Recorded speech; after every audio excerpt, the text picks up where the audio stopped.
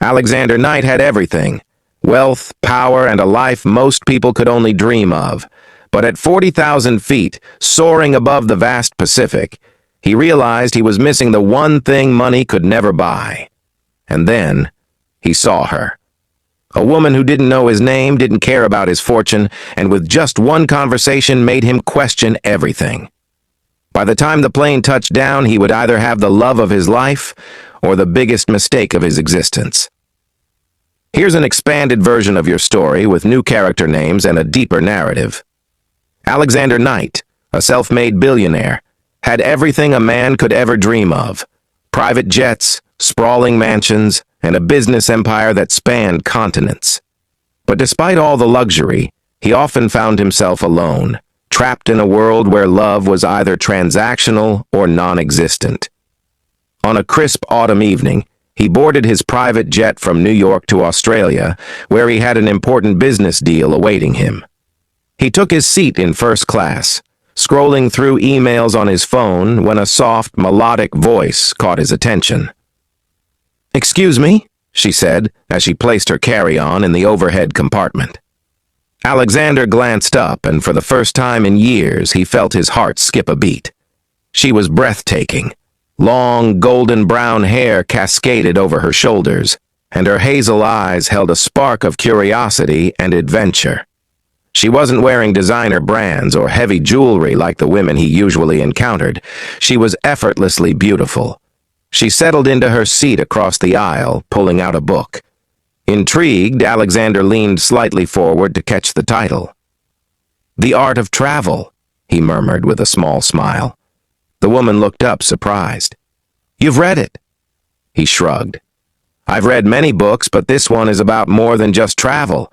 It's about discovering the meaning behind the journey." She smiled. "You sound like a traveler at heart." "Not quite," he admitted. "I've been everywhere, but I don't think I've truly seen anything." Her eyes lingered on him for a moment before she extended a hand. "I'm Isabella Carter, journalist and occasional dreamer." He shook her hand, feeling a strange sense of warmth in her touch. Alexander Knight, businessman and occasional lost soul. The plane took off, and their conversation continued, flowing effortlessly like a river. Isabella spoke about her love for exploring hidden places, meeting new people, and writing stories that made a difference.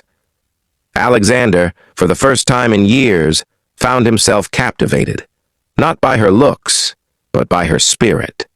She wasn't impressed by wealth or status. She was fascinated by the world itself. As the hours passed, they laughed, debated, and shared personal stories. Alexander told her about his rise to success, the sacrifices he had made, and the loneliness that came with power. Isabella listened with genuine interest, something he wasn't used to. Somewhere over the Pacific Ocean, under the dim glow of the cabin lights, Alexander felt an unfamiliar emotion. Fear.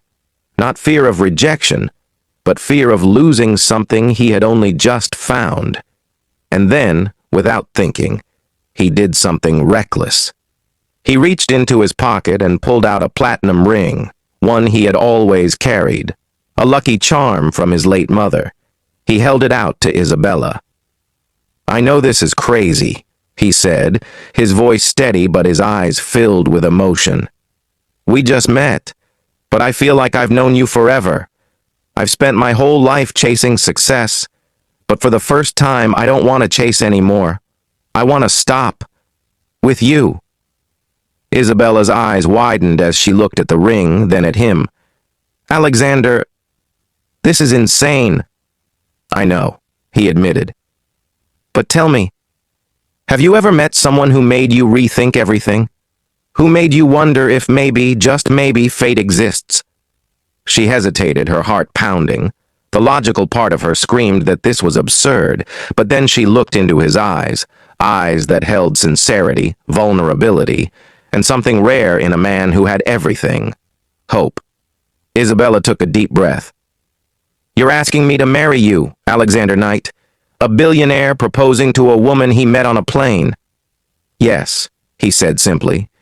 She studied him for a long moment, before a slow smile spread across her lips. Then my answer is yes. Alexander let out a breath he didn't realize he was holding. As he slid the ring onto her finger, he knew one thing for certain. This wasn't just a spontaneous moment in the sky. This was the beginning of a love story written in the clouds.